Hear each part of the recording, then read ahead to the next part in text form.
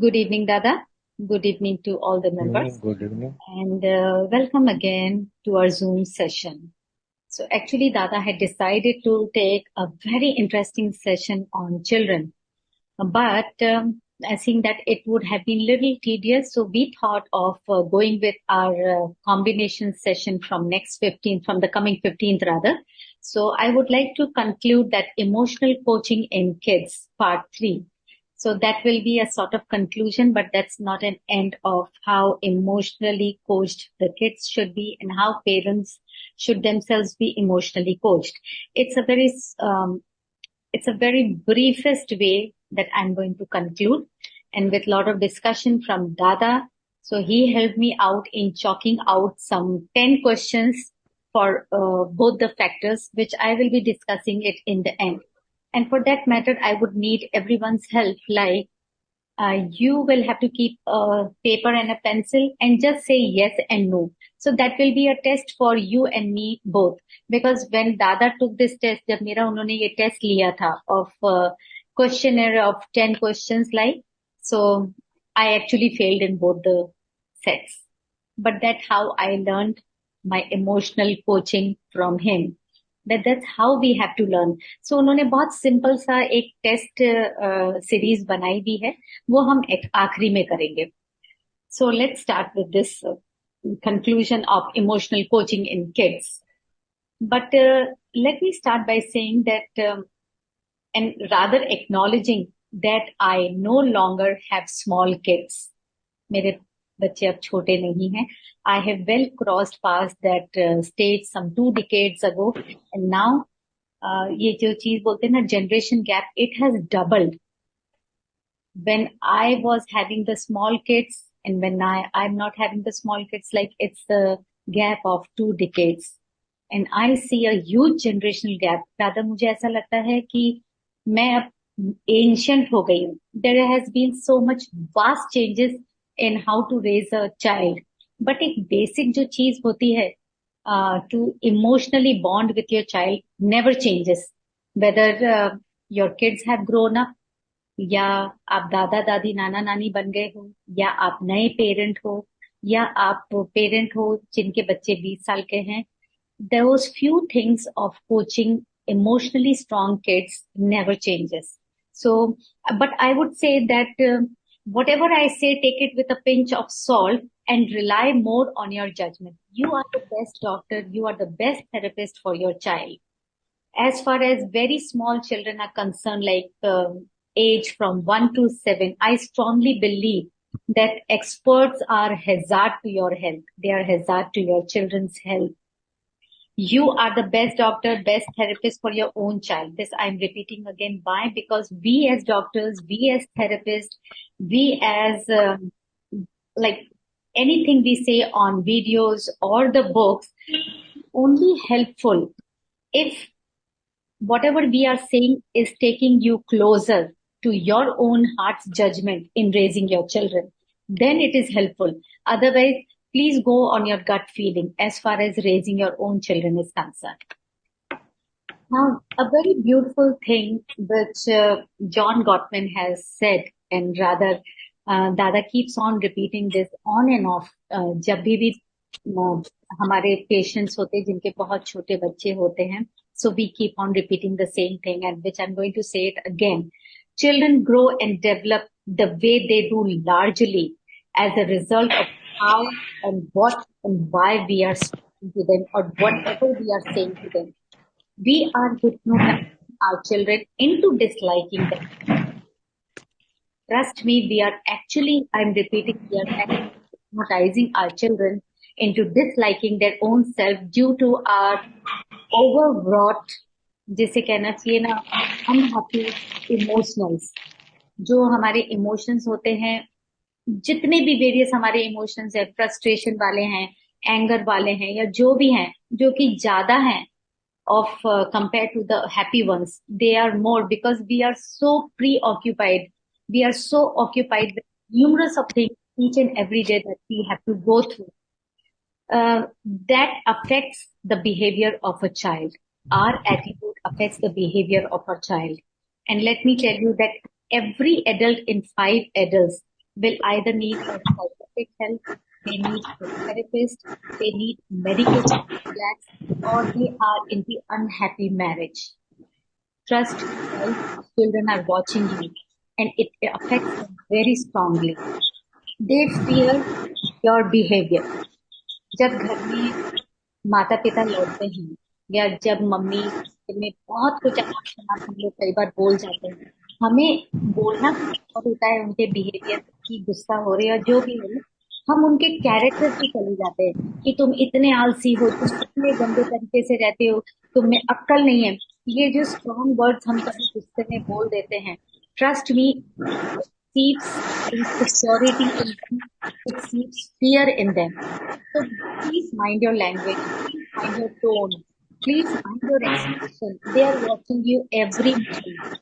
Parenting is not a job. It's not a part-time job. It's a 20-year job. अगर आपने तो समझ जाइए, एक बार को तो आप जॉब चेंज कर सकते हैं, बाहर की जॉब चेंज कर सकते हैं, ये जॉब आपको चेंज करना अलाउड नहीं है. You have to give your 20 years, 24/7, watching your moves, watching your words, watching your behavior pattern. आप अपने हस्बैंड के साथ, आप अपनी वाइफ के साथ कैसे डील कर रहे हैं, आप अपने बड़ों के साथ कैसे डील कर रहे हैं. Kids are watching your every movement and whatever unhappy we are doing. Keeps madam किसके किसके मोबाइल से आवाजें आ रही है, देखो जरा. दादा, हाँ, मैं एक बार सबको म्यूट कर देती हूँ. This is so bad. Guys, kindly mute yourself.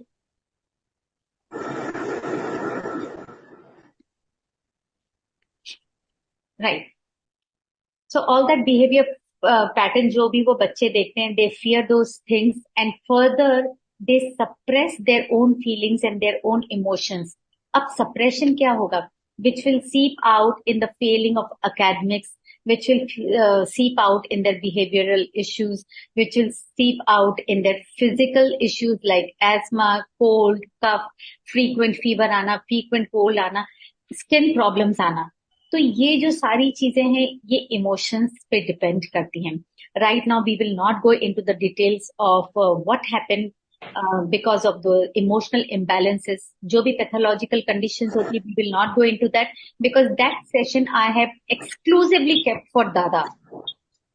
And from his experience of dealing with 1,000 children, so he has made a whole session of कौन सी रेमेडी का कौन सा बच्चा कैसा होता है. So that session we will go further. We will conclude this session today that kids experience due to emotional imbalances के साथ हम क्या कर सकते हैं as a parent. We will conclude that today. So ये चीज एक बहुत सुंदर सी चीज थी. As this happens, ये जो इमोशनल इम्बैलेंस होता रहता है, we too have inherited, हमने भी इनहेरिट किया है. It is like a tradition, क्योंकि हम जब छोटे थे ना, तो there was a generation gap. We were not allowed to speak. वो होता था कि बहस मत करो, right. There was no sort of discussion. जब मम्मी पापा को कोई चीज समझ में नहीं आती थी, बहस मत करो, बड़ों के सामने बोलो मत. So traditionally we that thing is sieved into us and we have inherited that. कई जगह पे हम वो चीज करना चाहते हैं अपने बच्चों के साथ. और कहाँ करना चाहते हैं? where we understand that children are smaller, they are less rational, they are less experienced and they are less powerful. We are more powerful. जहाँ हमें चुप करना होता है, जो चीजें हमने इनहेरिट की हैं अपने पेरेंट्स से, वही वही चीज हम रिपीट भी करना चाहते हैं कई बार. And those things are kids are taking, right. And sometimes वो हमसे मतलब छुप के कुछ काम करते हैं, या फिर ये कह सकते हैं वो हमारे से ज्यादा खुल के बात नहीं करते, क्योंकि उनको पता होता है कि अभी डांट पड़ जाएगी या अभी बोल दिया जाएगा. तो कई बार होता है कुछ बच्चे गलत करके आते हैं, हमारे मुंह से अनानास निकल जाता है, मैंने कहा था पहले ऐसा होगा. You know, that is something they always fear. उनको पता है कि आप ये बोलने वाले हो, उनको ये भी पता है उन्होंने गलती कर दी. So this is a very, you know, this is a very first step that they are being strong, that they are being brave in accepting their own mistake. और फिर हम उससे ऊपर ये भी कह दें कि कहा था मैंने ये चीज. So that's a wrong attitude. अगर if they are being brave in accepting their wrongdoings, ये तो एक्सेप्ट करना ही पड़ेगा हमें कि भाई बड़े होंगे तो गलतियां करके ही, गलतियों से सीख के ही बड़े होंगे.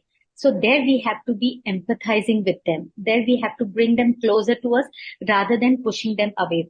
So taking children's emotions seriously requires lot of empathy, requires lot of keen listening skills, and a willingness to see things from their perspective, from their inexperienced perspective, rather than मैंने कहा था, rather than from our own experience, right? And this all things require less of selfishness. Certain selfishness हमें कम करनी पड़ेगी. We have to be selfless in raising our kids. ये जो चीजें होती ना, हम तो ऐसे करते थे अपने जमाने में. हम कभी अपने मम्मी पापा के सामने सामने जवाब नहीं देते थे, और हमने कभी ऐसा नहीं किया जैसा तुम करते हो. सो टाइम्स हैव चेंज्ड. सो आप अपनी मत गाइए कि आपने क्या किया और क्या नहीं किया. आपने भी मिस्टेक्स बहुत किए हैं. So do not hide that. So do not be selfish by saying that you were so good and they are not. You are putting them into insecure zone. So don't do that. Now I'll tell you something, a beautiful thing. जो एक दादा ने हमें questioners के लिए like he had prepared me. So let's begin by self-examining. It's a sort of self-test which will help you evaluate your own style of parenting. Every person has got their own style of parenting because they have themselves been raised in certain ways.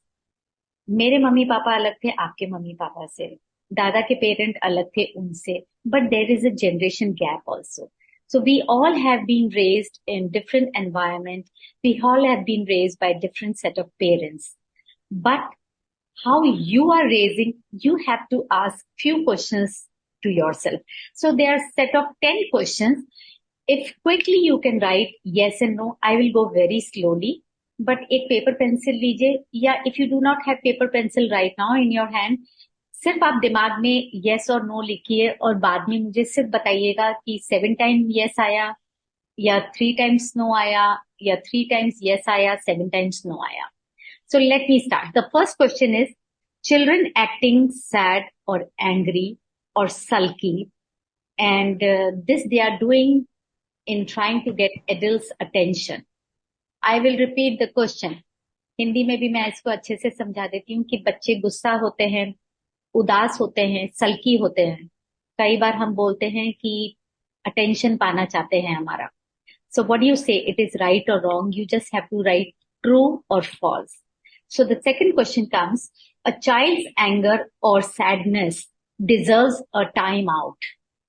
Sadness doesn't require a time out, but sadness होती है तो हम अपना time out भूल जाते हैं, हम खुद जल्दी से इरिटेट हो जाते हैं.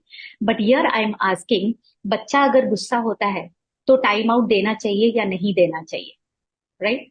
Again true and false, you have to choose. The third question is, when your child is acting sad or angry, you term it them as a brat. जब गुस्सा होता है, बहुत सारा गुस्सा होता है बच्चा, या अक्सर गुस्सा होता है, तब आसपास वाले लोग सबसे पहले कहते हैं बहुत बदतमीज बच्चा है, बहुत ब्रैट है. तो पेरेंट्स आउट ऑफ एम्बेरसमेंट उसको दबाने की कोशिश करते हैं. Right now my question is, if a child is angry, if a child stays angry for a longer period of time, do you say the child is a brat? Yes or no? My next question is, anger usually means aggression. आपको क्या लगता है, angry बच्चे aggressive होते हैं, बहुत ज्यादा hyper होते हैं? Yes or no? Next question is number 5. Children get sad or angry to get their way. अपना उल्लू सीधा करने के लिए, या not exactly. I'm not very good in Hindi, but I will just say कि children get sad or angry to get their way. जो चीज उनको चाहिए तब वो ज्यादा गुस्सा करते हैं या सल्की ऐसे करके बैठ जाते हैं, मैं नहीं करूंगा, आपने मेरे लिए ये नहीं किया. You know that kind of children. So write true or false. Next question, question number 6. Do you set limits on child's anger? Time out अलग चीज है, एक लिमिट आप सेट कर देते हैं बच्चे के लिए. एक बोलते हैं ना कि ये आपके लिए ये चीज गलत है, ये चीज सही है, तो आप एक सेट कर देते हैं लिमिट कि ये होगा तो ये नहीं करोगे तुम, तो मैं ये ऐसा करूंगा. Is that what you do with your child? Right, yes or no? Or what matters to you is time out. Question number 7. My child has a bad temper and I worry about it. It can be for the sadness also. अगर आपका बच्चा बहुत गुस्सा करता है या बहुत ज्यादा सैड रहता है, तो ये क्या चिंता का विषय है आपके लिए? यस या no? Next question, child expressing anger amounts to temper tantrums. कितना ज्यादा बच्चा गुस्सा करता है और कितना ज्यादा टेंट्रम थ्रो करता है? एक एग्जाम्पल मैंने पहले भी दिया था, आपको समझा दूं उसके लिए ये लाइन किसके लिए है। मेरा बच्चा जब छोटा था तो अक्सर मॉल के अंदर फैल जाता था, भीड़ के बीच में वो फैल जाता था, चिल्ला चिल्ला के पैर पसारता था। तो ये आपके लिए एक एम्बैरेसिंग सिचुएशन है, या आप उसको चुप कराते हो, या आप उसको बोलते हो कि दांत पीस के बोलते हो कि ये क्या तरीका है बिहेव करने का?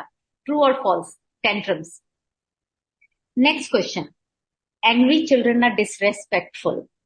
आपको ऐसा लगता है जो बच्चे बहुत गुस्सा करते हैं, नीचे कई बार आप खेल कूद में चिल्ड्रंस पार्क में देखते हैं कुछ बच्चे बहुत गुस्सा करते हैं, are they disrespectful? Do you consider them disrespectful? Yes और no? Last question, most children tend to cloud my own control. Okay, this is yes for everyone. Nobody can refuse no to this question. I will repeat the question again. When children tend to be very angry or very sad, ये मेरे साथ हो चुका है, they cloud your judgment and you become so judgmental and you speak so much that later you regret कि आपने क्या बोला. Does that happen with you? That happened with me all the time. So you have to write very truthfully because we are not judging you over here, right? So quickly आप लोग फटाफट से message में डाल सकते हैं, but let me tell you, I am not judging any one of you over here, but जिसके भी 7 और 8 आ गए, ट्रस्ट मी, मेरे तो 8 थे, तो you are way beyond disapproving from emotional coaching as a parent, right? This is not a right way of parenting. We need to learn to be emotionally coached first so that we can teach our kids emotional coaching. So this set of 10 questions are disapproving if you say yes. It doesn't matter 8 times or 9 times or even 10 times.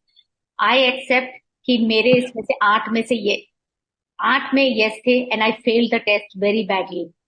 बहुत पुरानी बात है, fortunately मेरे बच्चे छोटे थे तब काफी कुछ दादा ने मुझे सिखा दिया था, but this is for you, so you can just understand how much coaching we as parents need before we can teach emotional coaching to our kids to become little stronger and to handle their own emotions in their later stages of life.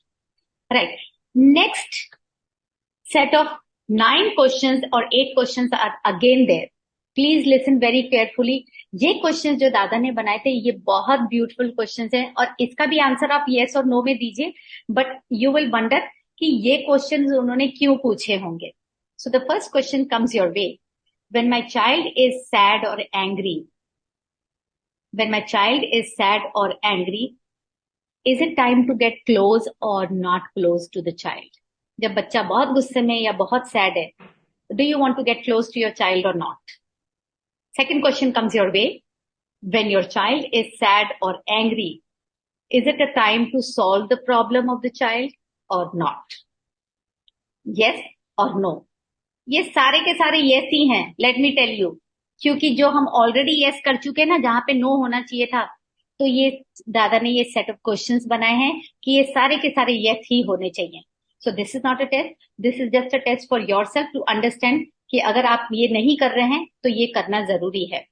The third question और the third answer comes your way. When my child is sad और angry, I tell my child that I understand you. It is okay to be angry. It is okay to be sad. The fourth answer comes your way. When my child is sad or angry, I try to help my child explore the possibilities of what is making them sad or angry. हमें दबाना नहीं है उसका anger, हमें दबाना नहीं है उसकी सैडनेस, गुस्सा करके या दांत भींच के. हमें बताना है कि एक्सप्लोर इट, टेल मी कि what is making you sad, what is making you angry. Fifth answer comes your way. But the most important thing is Ask them what is making them sad. Ask them what is making them angry. मन में आपको भी पता है कि आपका कोई behaviour pattern है जिसकी वजह से बच्चा गुस्सा हो गया है, बट उससे पूछिए कि क्यों हो गुस्सा। कई बार क्या होता है, बच्चे को पता नहीं होता है कि वो फ्रस्ट्रेशन है या वो गुस्सा है, या वो बच्चा सैड है या उसके रोने की इच्छा है। तो उससे पूछिए, ask them to label the emotion, make them learn how to label their emotions, differentiate between the emotions. Sixth answer comes your way. Children have the right to be angry. Children have the right to feel sad. Children have the right to feel all the emotions that you feel. बच्चे छोटे भले ही हैं, inexperience भी हैं, आपसे less powerful भी हैं, but emotions wise तो सेम इमोशंस हो सकते हैं जैसे आपके हैं, because they are watching you. So they have all the right to be angry. They have all the right to be sad. Next answer comes your way. Number 7.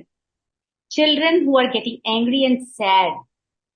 So now the most important thing is that when they're angry or sad, give them a hug. उनको ये मत बोलो कि सारा time तुम ऐसे ही करती हो, सारा टाइम तुम ऐसे ही करते हो. Now is the time to let them stand for themselves. Let them own up their own things. Let them not be embarrassed of their emotions. क्योंकि अगर हम जितना उनको दबाएंगे, दे विल बी एम्बेरेस्ड कि गलत है एंग्री होना. मम्मी ने कहा था कि बदतमीज बच्चे एंग्री होते हैं, कि हमेशा रोंदू बच्चे सैड होते हैं. No, let them handle their own emotions without being embarrassed. Let them do it. Let them be brave enough to accept whatever their emotions are. These are the 9 things which दादा says कि ये तो होना ही चाहिए. ये सब बच्चों में गुस्सा आना चाहिए, सब बच्चों को सैड होना चाहिए, इसमें कोई दिक्कत नहीं है. दिक्कत कहाँ है? दिक्कत हम में है कि हम वो चीजों को कैसे हैंडल कर रहे हैं बच्चों के साथ. So here I go back to my first part of emotional coaching, part 1, where John Gottman, he said those 5 golden rules, which I will repeat again. ये देखिए, ये एक बहुत सुंदर सी चीज है. हम है ना बुक्स में पढ़ते हैं कि 5 steps to easy emotional coaching, लेकिन आप देखिए कि ये हमारे बड़े बुजुर्ग पहले भी करते थे. And trust me, we are a lot of highly frustrated parents. मुझे बहुत अच्छे से याद है, मेरी मदर इन लॉ को मैंने कभी भी गुस्से में नहीं देखा. I never heard her raise her voice. And that is a beautiful thing which I see in my husband. He never gets angry. In 30 years of my married life, I have never heard him raise his voice. I have never seen him angry, because that's what he got from his mother. So it is not, we need to learn from our elders. और इतने सारे लोगों को दादा ने पढ़ाया है, मैंने उनको इतने सालों में कभी गुस्से में नहीं देखा.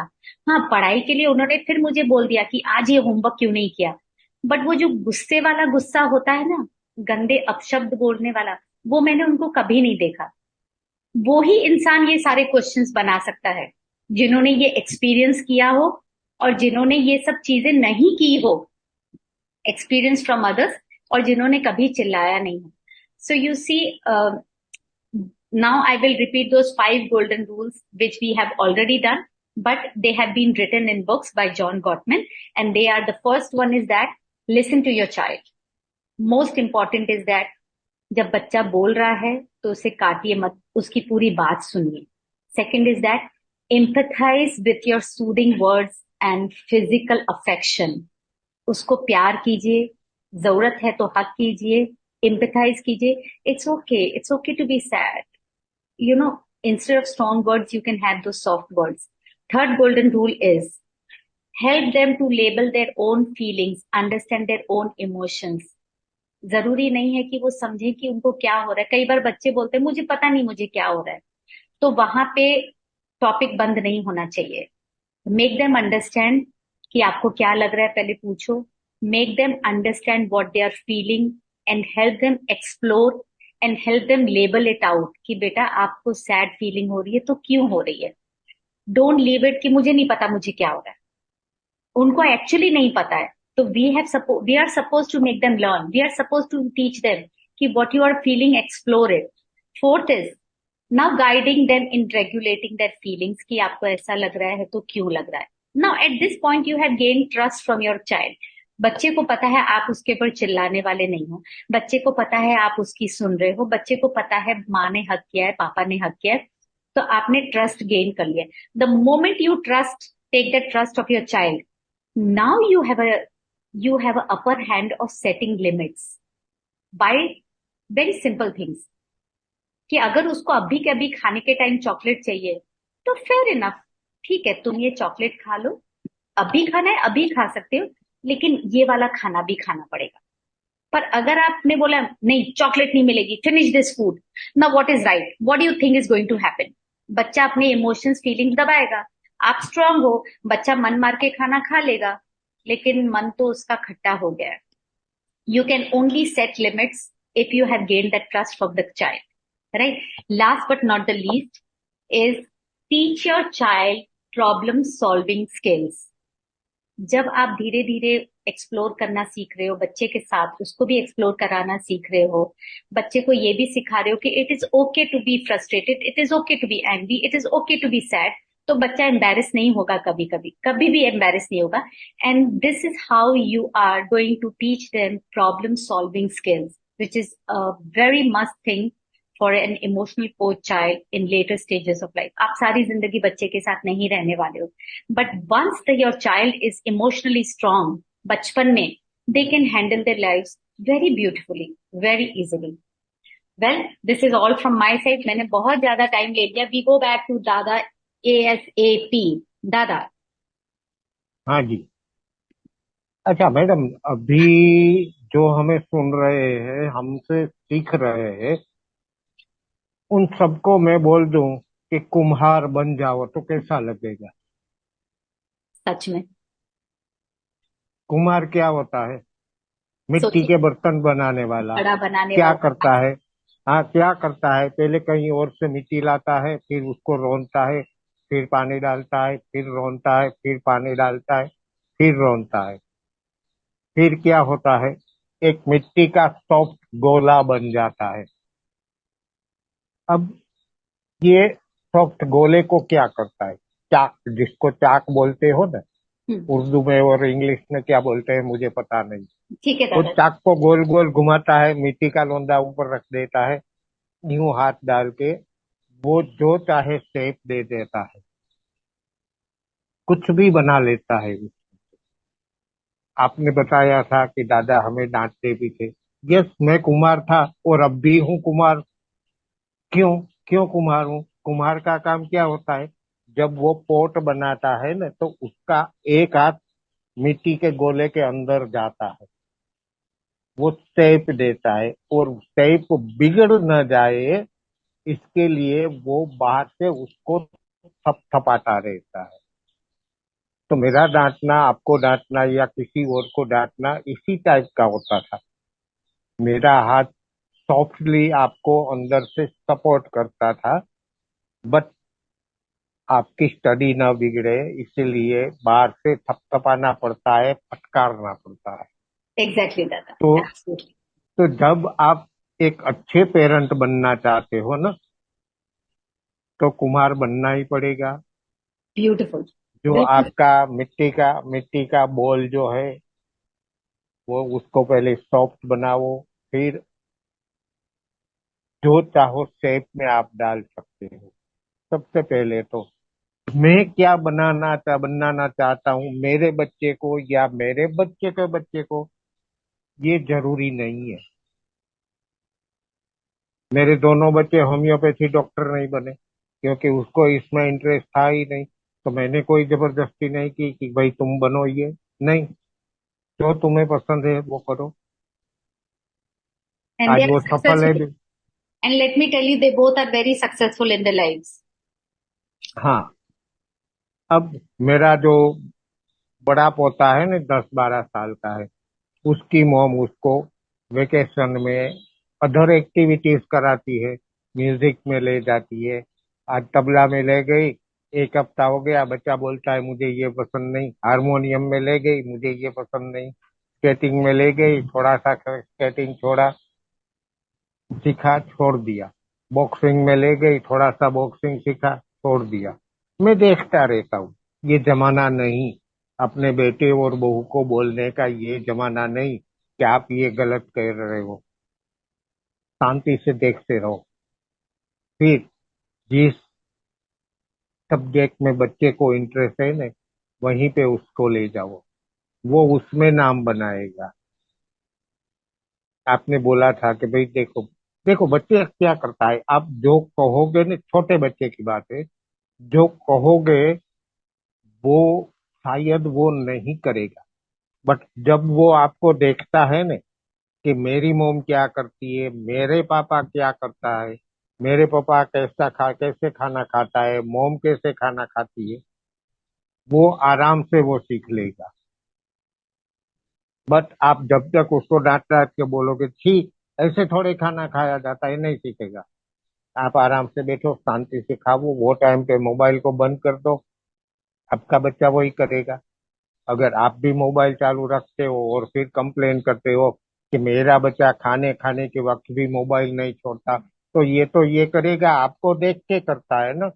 बच्चा बिगड़ा हुआ नहीं है, आप बिगाड़ रहे हो उसको। नंबर टू, आप बच्चे को लव करो, उसकी हर विश, हर इच्छा पूरी करो, बट एट ए टाइम नहीं।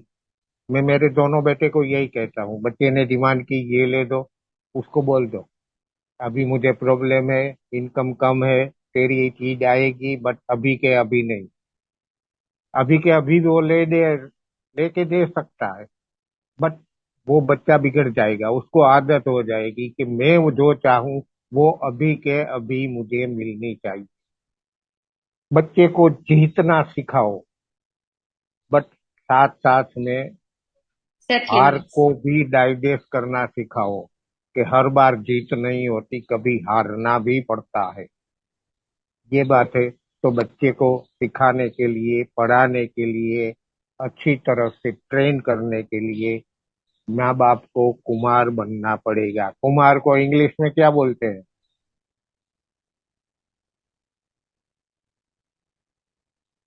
Guys, anybody can please unmute and tell him कि कुम्हार को इंग्लिश में क्या बोलते हैं? Potter.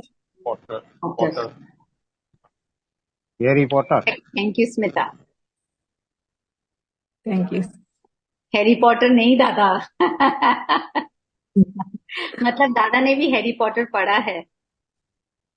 Yes, if anybody wants to unmute and say something on this topic, most welcome.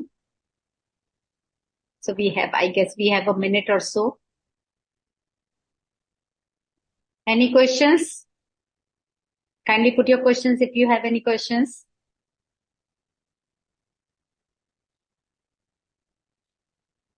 ठीक है दादा, I think before concluding and before it finishes off, let me tell you that we are starting Dada's combination and will be teaching many homeopathy general combinations for different things like colic or dysentery or diarrhea or constipation. Many of such 20 plus 5. 5 if we have time. That will be a gift from Dada. वो 5 उन्होंने हमसे भी छुपा के रखी हुई हैं फिलहाल. But we will be teaching 20 combinations, which is starting from 15th. So 15th will be an introduction session of Dada, Dr. Sonal and myself.